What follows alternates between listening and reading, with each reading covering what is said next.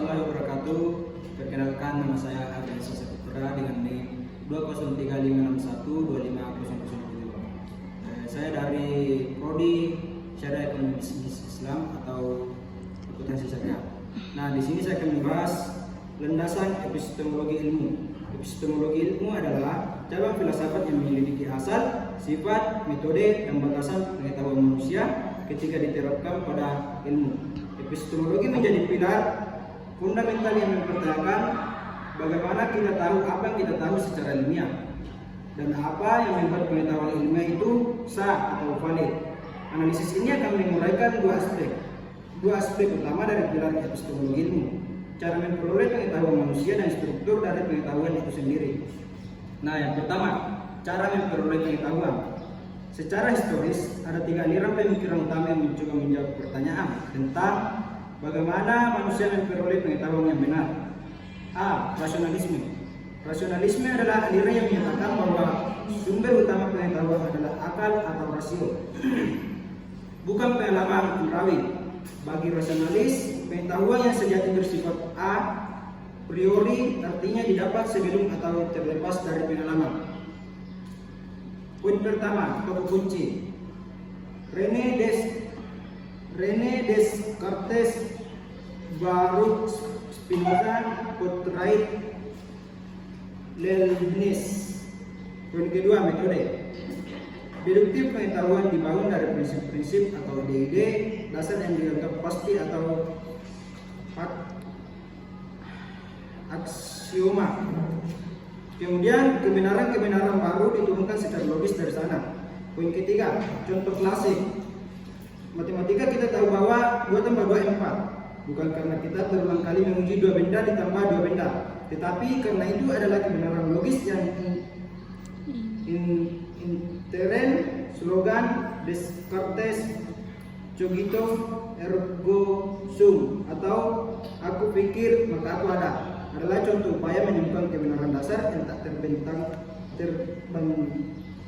terbantahkan murni melalui akal. Poin keempat, peran dalam sains. Rasionalisme berperan penting dalam perumusan hipotesis, pembangunan kerangka teori yang logis, dan penggunaan matematika untuk memodelkan alam semesta. B. Empirisme. Empirisme adalah pandangan yang berkebalikan dengan rasionalisme. Aliran ini berpendapat bahwa pengetahuan berasal dari pengalaman indrawi atau empiris.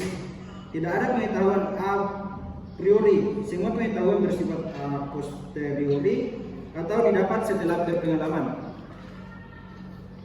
Poin pertama, tokoh kunci: John Locke, George Berkeley, David Hume. Poin kedua, metode.